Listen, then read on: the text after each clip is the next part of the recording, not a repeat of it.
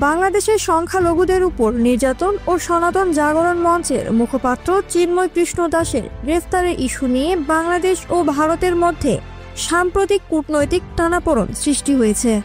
এ বিষয়ে জাতিসংঘে আনুষ্ঠানিক আলোচনায় অংশ নিয়ে বাংলাদেশ সরকার নিজেদের অবস্থান পরিষ্কার করেছে। সুইজারল্যান্ডের জেনেভায় জাতিসংঘের সংখ্যালঘু বিষয়ক ফোরামের ১৭তম অধিবেশনে বাংলাদেশের স্থায়ী প্রতিনিধি তারেক মোহাম্মদ আরিফুল ইসলাম বলেন, চিন্ময় কৃষ্ণ দাসের গ্রেফতারকে ইচ্ছাকৃতভাবে ভুলভাবে উপস্থাপন করা হচ্ছে। তিনি উল্লেখ করেন, চিন্ময় কৃষ্ণ দাসকে নির্দিষ্ট অভিযোগের ভিত্তিতে গ্রেফতার করা হয়েছে এবং বিষয়টি বিচার বিভাগের মাধ্যমে সমাধান করা হচ্ছে। আরিফুল ইসলাম বলেন, দুর্ভাগ্যবশত বাংলাদেশের জনগণ যখন ধর্মীয় সম্প্রীতির গৌরবময় উদাহরণ স্থাপন করছে, তখন কিছু মহল ভিত্তিহীন অভিযোগ ও বিভ্রান্তিকর তথ্য প্রচার করছে। এটি বাংলাদেশের ধর্মীয় সম্প্রীতির সুনামকে ক্ষতিগ্রস্ত করার অপপ্রয়াস।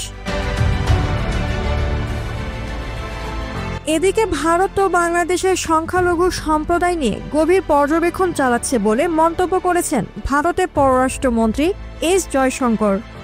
তিনি ভারতের লোকসভায় লিখিত বক্তব্যে জানান, বাংলাদেশের সংখ্যালঘুদের সুরক্ষা নিশ্চিত করার দায়িত্ব বাংলাদেশের সরকারের। আমরা আশা করি দেশটির সরকার যথাযথ পদক্ষেপ গ্রহণ করবে।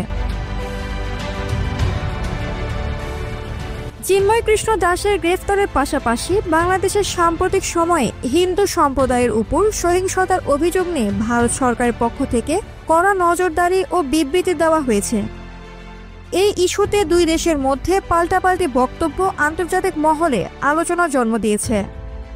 বাংলাদেশ সরকার জানিয়েছে, বিদেশি সাংবাদিকদের বাংলাদেশ সফরে আমন্ত্রণ জানিয়ে সংখ্যালঘু সম্প্রদায়ের বাস্তব পরিস্থিতি সরেজমিনে দেখার সুযোগ দেওয়ার প্রস্তাব দিয়েছে অন্তর্বর্তী সরকার।